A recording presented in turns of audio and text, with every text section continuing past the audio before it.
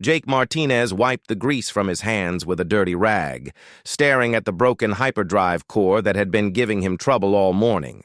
His small repair shop on the outskirts of New Angeles Space Station barely kept him fed, let alone wealthy. The cramped workspace smelled of oil and burnt circuits, a familiar comfort in his otherwise uncertain life. The notification chime from his personal communicator made him jump. Official messages were rare in his line of work, especially ones marked with the golden seal of the Galactic Empress. Jake's heart sank, assuming it was some kind of tax notice or regulation he'd violated unknowingly. Instead, the hologram that materialized showed a stern-faced Zephyrian official with crystalline blue skin and 4 arms. Jacob Martinez of Earth, you have been named as beneficiary in the will of Her Imperial Majesty, Empress Zalara Moon Whisper. Please report to the Imperial Palace on Nexus Prime within 7 standard days to claim your inheritance. Jake nearly dropped his plasma wrench. The Empress was dead, and she'd left him something? That made no sense. He'd never even been off his home station, let alone met galactic royalty. There had to be some mistake. But the official seal was genuine, and when Jake ran the authentication codes, they all checked out. Within hours, he found himself aboard a luxury transport ship, still wearing his work coveralls and carrying nothing but a small bag of tools and spare clothes.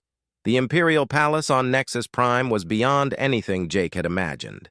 Towers of living crystal stretched into the purple sky, and gardens filled with plants from 1,000 different worlds created a rainbow of colors and scents.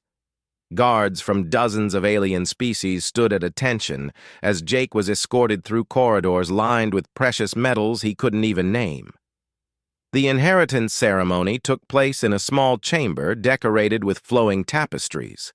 The same Zephyrian official from the hologram was there, along with several other beings Jake didn't recognize. In the center of the room sat a large, ornate cage covered with a silk cloth. The Empress left specific instructions, the official announced, reading from a glowing tablet. She stated that Jacob Martinez of Earth showed her kindness when no one else would, and for this reason, she bequeaths to him her most precious companion. Jake scratched his head. He genuinely couldn't remember ever meeting the Empress. Maybe she'd visited his station incognito? Sometimes important people traveled in disguise. The official pulled away the silk covering, revealing a creature that made Jake take a step back. Inside the cage was what looked like a leopard, but larger than any earth cat. Its fur was pure white, except for silver spots that seemed to shimmer in the light. Most striking were its eyes, a brilliant red that seemed to glow with intelligence and barely contained anger. "This is Kas," the official said, his voice careful and respectful. "He is a Vorthak, one of the last of his kind. The Empress rescued him as a cub and raised him herself. He has been difficult since her passing." As if to prove the point, Cass let out a low growl that seemed to vibrate through Jake's bones. The alien cat's red eyes fixed on him with what could only be described as pure disdain. "Difficult how?" Jake asked nervously. One of the other officials, a bird-like being with iridescent feathers, spoke up. "He has attacked 17 handlers, destroyed 3 guest quarters, and refuses to eat. We believe he is grieving, but his species is not well understood. The Empress was the only one who could manage him." Jake stared at the magnificent, angry creature. Cass was beautiful in a terrifying way. But Jake knew nothing about caring for alien animals. He fixed broken machines, not broken hearts. "Why me?" Jake asked. "I mean, I'm honored, but I'm just a mechanic. Surely someone with experience would be better." The Zephyrian official's expression softened slightly. "The Empress left a personal message for you." He activated another hologram, and suddenly Jake was face to face with the late Empress herself. Empress Zalara had been beautiful, with the typical silver skin and flowing blue hair of her people. But her eyes were kind, and when she smiled in the recording, Jake felt a strange sense of recognition. "Jake," the hologram said, and her voice was warm. You probably don't remember me, but 3 years ago, my personal ship broke down near your station. I was traveling in secret, dressed as a common trader. My pilot brought our damaged vessel to your shop. Jake's eyes widened as the memory came flooding back. A nervous Centauri pilot had brought in a small ship with a fried power coupling. With the pilot was a woman in simple clothes who'd claimed to be his passenger. She'd been quiet, but kind, and had insisted on paying Jake extra for the fast repair work. You didn't know who I was, the Empress continued, but you treated me with respect and kindness. When my pilot was rude to you about the cost, you simply smiled and did your job well. Most importantly, when your automated systems scanned my biometrics and flagged me as a person of interest, you deleted the alert without even looking at who I was. You just said that everyone deserved privacy. The hologram paused, and the Empress's expression grew sad. I never forgot that kindness, Jake. In a galaxy where everyone wants something from me, you wanted nothing except to do honest work for honest pay. I know this is a strange gift, but Cass needs someone who understands loyalty and doesn't want anything except to do right by those in their care. The recording ended, leaving Jake staring at the angry alien cat. Cass had stopped growling and was watching Jake with those intense red eyes, as if trying to read his thoughts. So, Jake said slowly, I guess you're coming home with me? Cass's only response was to turn his back and curl up in the corner of his cage, tail lashing with annoyance. The journey back to New Angeles Station was awkward, to say the least. Cass refused to leave his travel carrier and ignored all of Jake's attempts at conversation. The station's customs officials were baffled by the paperwork declaring Jake the owner of an Imperial companion animal, but eventually let them through. Jake's apartment was a small space above his repair shop, barely large enough for one person, let alone one person and a giant alien cat. He set up Cass's carrier in the living area and opened the door, then retreated to give the creature space. For 3 days, nothing happened. Cass stayed in his carrier, coming out only to use the simple bathroom facilities Jake had improvised. He refused all food, from the expensive alien cat food Jake had ordered to simple Earth meats. Jake was starting to panic, worried that his new companion was going to starve himself to death. On the 4th night, Jake was working late in his shop when he heard a crash from upstairs. He rushed up to find his apartment in chaos. Cass had apparently exploded out of his funk and was systematically destroying everything he could reach. Furniture was overturned, dishes were shattered, and long claw marks scored the walls. In the middle of the destruction sat Cass, no longer looking angry but instead appearing lost and confused. When he saw Jake, the big cat let out a sound that was part growl, part whine, and entirely heartbroken. Hey, Jake said softly, slowly approaching with his hands visible. I get it. You miss her. Cass's ears flattened against his head, but he didn't run or attack. Up close, Jake could see that the alien's fur was dull, and his eyes were rimmed with what might have been tears. Look, Jake continued, settling cross-legged on the floor a few feet away. I'm not her. I can't replace what you've lost. But I'm here, and I'm not going anywhere. For a long moment, they stared at each other. Then, very slowly, Cass crept forward until he was just within arm's reach. Jake held still as the big cat sniffed him carefully, those red eyes never leaving his face. Finally, Cass made a decision. He settled down next to Jake, not quite touching, but close enough that Jake could feel the warmth radiating from his white fur. It wasn't friendship yet, but it was a start. We'll figure this out together, Jake murmured, and for the first time since arriving on his station, Cass didn't growl in response. Outside the small apartment, the stars continued their eternal dance, unaware that the relationship forming in that cluttered room above a repair shop would soon shake the very foundations of the galaxy. 6 months had passed since Cass arrived, and Jake's life had settled into a new routine that he never could have imagined. The massive alien cat had gradually warmed up to him, though their relationship was still complicated. Cass was intelligent in ways that constantly surprised Jake, often seeming to understand not just words, but the emotions behind them. The morning everything changed started like any other. Jake was beneath a damaged transport ship, wrestling with a stubborn fuel injector, when Cass suddenly appeared beside the workbench. The cat's behavior had become increasingly strange over the past week. He would stare at nothing for long periods, his ears twitching as if hearing sounds Jake couldn't detect. "What's got you spooked, buddy?" Jake asked, sliding out from under the ship. Cass rarely came down to the workshop during business hours, preferring the quiet of the apartment upstairs. Before Cass could respond in his usual way of tail flicks and meaningful stares, the workshop's main door burst open. 3 figures in dark armor stormed in, weapons drawn. Jake had never seen their species before, tall, insectoid beings with chitinous shells and multifaceted eyes that gleamed with malicious intent. "Where is the animal?" the leader demanded, his voice buzzing through a translator device. "We know you harbor the Empress's pet." Jake slowly stood up, his hands raised. "I don't know what you're talking about. This is just a repair shop." The lead intruder made a clicking sound that might have been laughter. "We are hive-sworn bounty hunters.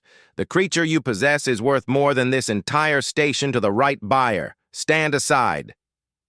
That's when Jake noticed something that made his blood run cold. These weren't random criminals. The symbols on their armor belonged to the Consortium, a shadowy organization that dealt in illegal genetic material and exotic specimens. If they wanted Cass, it wasn't for ransom. They wanted to study him, probably dissect him to learn the secrets of his nearly extinct species. "Over my dead body," Jake said, and meant it, the bounty hunter's compound eyes fixed on him. "That can be arranged?" What happened next surprised everyone, especially Jake. Cass, who had been completely still since the intruders entered, suddenly exploded into motion. The alien cat moved faster than anything that large should have been able to, covering the distance to the nearest bounty hunter in a single bound. But instead of attacking with claws and teeth as Jake expected, something extraordinary happened. Cass's silver spots began to glow, and the air around him shimmered like heat waves. The bounty hunter's weapon simply disintegrated in his hands, the metal components separating at the molecular level. The other 2 intruders opened fire, but their energy bolts passed harmlessly through Cass as if he had become incorporeal. The cat's eyes blazed with red light, and Jake felt a strange tingling sensation in his mind, as if something was trying to connect with his thoughts. "Trust me," a voice said inside Jake's head, though he was certain Cass's mouth hadn't moved. "We are bonded now. Feel what I feel." Suddenly, Jake's perception exploded outward. He could sense the electromagnetic signatures of every device in his workshop, feel the quantum fluctuations in the station's power grid, and somehow understand the molecular structure of everything around him. It was overwhelming and terrifying and wonderful all at once. The bounty hunters were regrouping, pulling out heavier weapons, but Jake found himself moving with newfound purpose. Following instincts he didn't understand, he grabbed a handful of components from his workbench. Under his touch, they began to reshape themselves, forming into something that looked like a cross between a tool and a weapon. Working together without words, Jake and Cass systematically disabled the intruders. Cass would phase through their attacks while using his abilities to disrupt their equipment, and Jake found he could somehow repair or modify anything he touched, turning their own weapons against them. Within minutes, all 3 bounty hunters were unconscious, their armor fused into immobility by Jake's impossible modifications. As the strange energy faded, Jake collapsed onto a crate, his head spinning. "What just happened? How did we do that?" Cass padded over and, for the first time since arriving, deliberately rubbed against Jake's leg like a house cat seeking comfort. When Jake reached down to pet him, He felt an echo of the mental connection they'd shared. My people were not just animals, Cass's voice whispered in his mind. We were partners to an ancient civilization that mastered the forces of creation itself. The Empress knew this, but she never bonded with me as you have. She cared for me, but you accepted me completely, even when I was difficult. That acceptance created something new. Partners in what? Jake asked aloud, though he somehow sensed Cass could hear his thoughts now. In shaping reality itself, my species evolved alongside builders and makers, beings who could manipulate matter at the quantum level.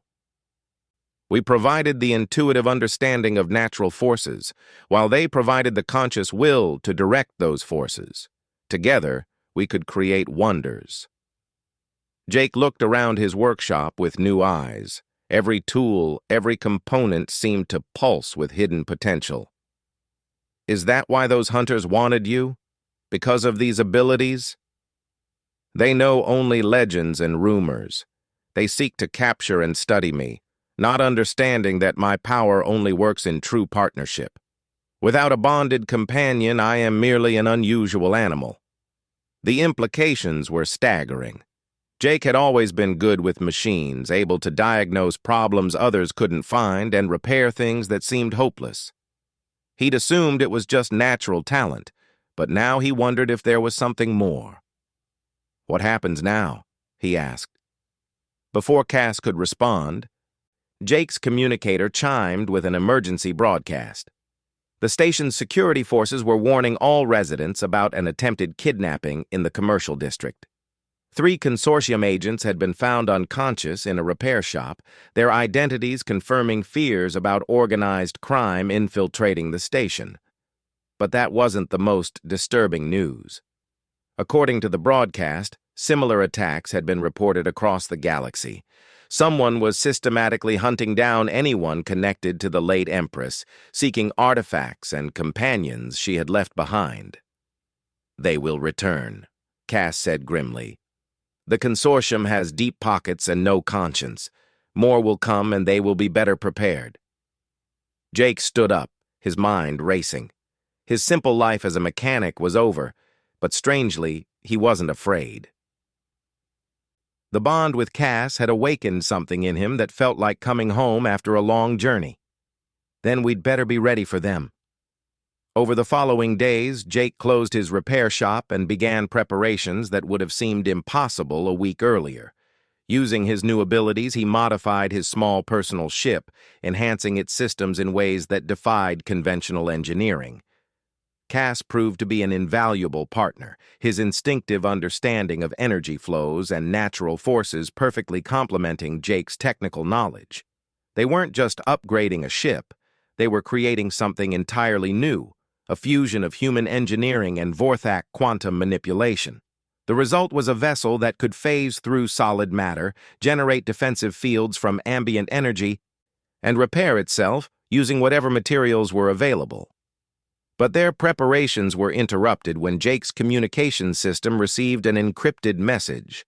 The sender claimed to be Admiral Sarah Chen of the Terran Defense Force, and she had urgent news. Mr. Martinez, the message began, we know about your inheritance and the recent attack on your station. You and your companion are in grave danger, but you may also be the key to preventing a galactic war. The consortium isn't just hunting Empress Zalara's legacies for profit. They're working for something much worse, and they believe the Vorthak genetic material will help them create weapons that could destroy entire star systems. We need to talk. Jake looked at Cass, who had been listening intently. The alien cat's red eyes were troubled, and through their bond, Jake could feel ancient memories stirring. Fragments of knowledge about his people's true history and the terrible power they had once wielded. She speaks truth, Cass said solemnly. The weapons my ancestors helped to create were locked away for good reason. If the consortium learns to replicate them. The galaxy is in serious trouble, Jake finished. Looks like we're not just running anymore.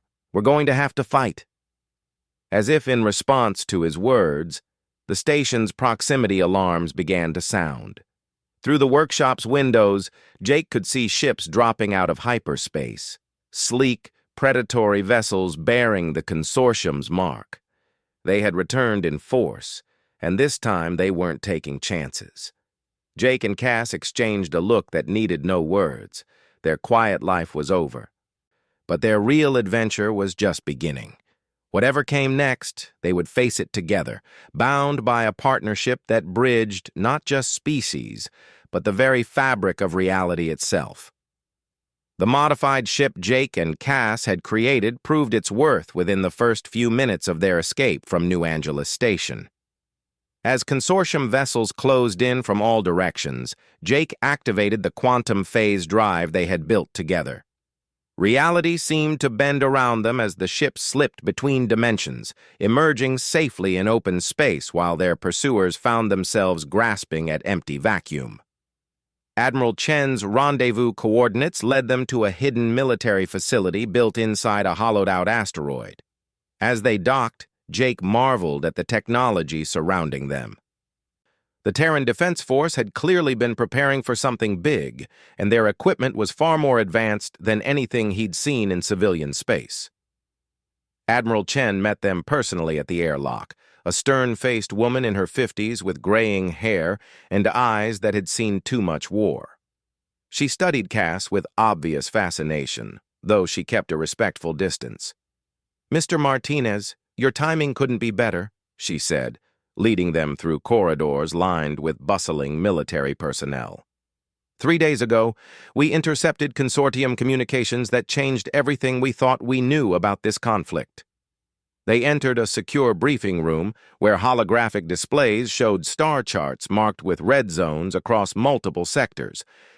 Jake recognized several of them as systems that had gone mysteriously silent over the past year. "The consortium isn't just hunting Vorthak specimens," Admiral Chen continued.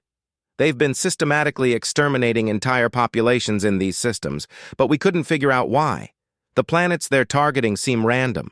Different species, different resource values, different strategic importance." She activated a new display that made Jake's blood run cold.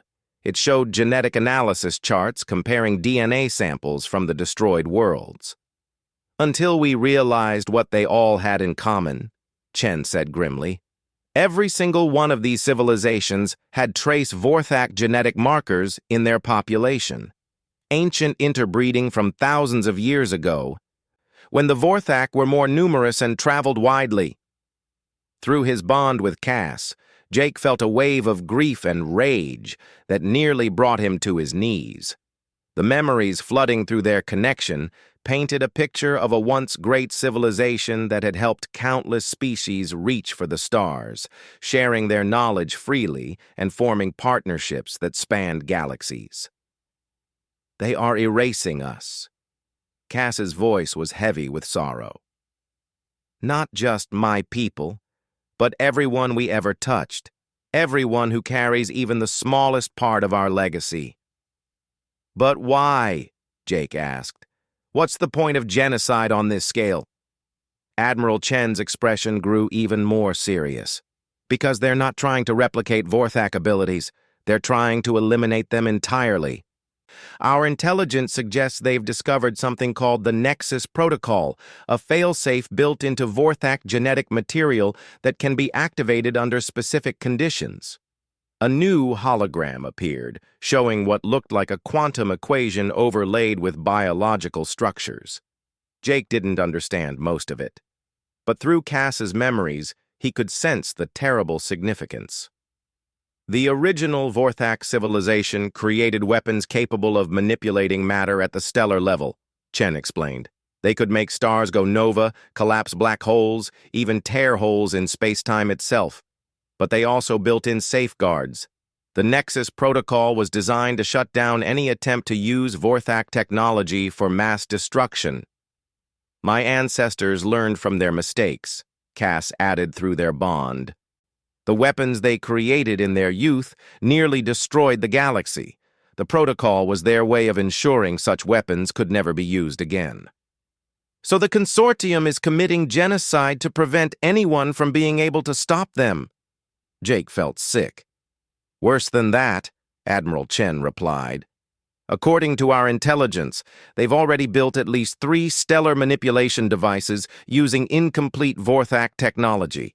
They plan to use them to hold entire sectors hostage, demanding tribute and submission from every inhabited system in the galaxy. Jake looked at Cass, seeing his own determination reflected in the alien cat's red eyes. What do we need to do? The Nexus Protocol can only be activated by a true Vorthak in partnership with a compatible companion species, Admiral Chen explained. Until your bond with Cass, we thought it was impossible. The last purebred Vorthak died with the Empress's companion, and no one had been able to form the kind of partnership the protocol requires. She paused, studying them both carefully. But you two have done something unprecedented. Your bond is actually stronger than anything in the historical records. If you're willing, we believe you might be able to not just activate the protocol, but expand it beyond anything the original Vorthak imagined. The weight of the decision pressed down on Jake like a physical force. He was just a mechanic from a backwater station, and now the fate of the galaxy potentially rested on his shoulders. But as he felt Cass's steady presence in his mind, he realized he'd already made his choice the moment he'd decided to accept the Empress's gift. What exactly would we need to do? Admiral Chen led them deeper into the facility, to a chamber that housed what looked like a fragment of crystal the size of a small building. It pulsed with internal light that seemed to respond to Cass's presence. This is a Nexus core, she explained. One of 7 scattered across the galaxy when the Vorthak civilization fell. We've been searching for them for decades, hoping to understand their technology. But they've remained completely inert, unresponsive to every test we've tried. As they approached, the core's pulsing intensified, and Jake felt a resonance through his bond with Cass that made his teeth ache. Ancient knowledge flooded his mind, showing him glimpses of vast machines that could reshape matter at the quantum level, defensive networks that spanned star systems, and the terrible weapons that had prompted their creation. The cores were meant to work together, Cass explained, his mental voice filled with awe. 7 points of a galaxy-spanning network that could monitor and control any technology derived from Vorthak science. But they require multiple bonded pairs to activate safely. 7 cores, 7 pairs, Jake murmured. But I thought Cass was the last of his kind. Admiral Chen smiled for the first time since they'd met. He is. But you're not the only human who's formed an unexpected bond with a creature thought to be extinct. New holograms appeared, showing 6 other facilities hidden throughout Terran space. In each one, Jake could see humans working alongside beings that were clearly not Vorthak, but shared certain characteristics. The intelligent eyes, the sense of ancient wisdom, the aura of barely contained power. The Empress was busier than anyone realized, Chen explained. Over the past 50 years, she secretly rescued the last survivors of 6 other ancient species that had once partnered with the Vorthak. She placed them with carefully chosen humans who she believed might be able to form the necessary bonds. Through the core's influence, Jake could suddenly sense them all. A former soldier bonded with a crystal-scaled, dragon-like being, a scientist paired with a creature of living light, an artist whose companion seemed to be made of flowing metal, and 3 others, each unique, each representing a different aspect of the ancient partnership network. The 7 rings of creation. Cass breathed in wonder. I thought they were legend, but my ancestors actually built them. Each ring represents a different fundamental force: matter, energy, time, space, life, consciousness, and the binding force that holds all things together. The consortium's stellar weapons draw on perverted versions of this technology, Admiral Chen continued. They can manipulate matter and energy, but they're crude, unstable, and incredibly dangerous. The Nexus network was designed to shut them down by reasserting proper control over the fundamental forces. Jake felt the weight of destiny settling on his shoulders, but it was a weight he was ready to bear. How do we contact the others? They're already on their way, Chen smiled. The cores have been calling to them ever since you and Cass bonded properly. Some of them have been traveling for months, following instincts they didn't understand. Over the next several days, Jake watched in amazement as the other bonded pairs arrived. Each partnership was unique. Some had been together for years, slowly developing their abilities, while others had only recently discovered their potential. But all shared the same deep connection that Jake and Cass had found, a meeting of minds that transcended species barriers. The activation of the Nexus network was unlike anything Jake could have imagined. As the 7 pairs took their positions around their respective cores, he felt his consciousness expand beyond his individual identity. Through Cass, he connected with the other 6 cores, and through them with a vast network that had once spanned the galaxy. Ancient safeguards that had been dormant for millennia suddenly came online. Across the galaxy, consortium weapons simply stopped working as the network reasserted proper control over the forces they had been misusing. Ships equipped with stolen Vorthak technology found their systems reverting to safe configurations, and the stellar manipulation devices became nothing more than expensive monuments to hubris. But the network offered more than just protection. For the first time in thousands of years, the galaxy's various species could communicate through the quantum resonance field generated by the cores. Languages became unnecessary as thoughts and emotions flowed freely between willing participants. Scientists could share discoveries instantaneously across vast distances. Artists could collaborate with beings they had never met, but whose creativity resonated with their own. As Jake felt the network stabilize and begin to grow as more species connected to it, he realized that the consortium's attempt at genocide had actually triggered the next phase of galactic evolution.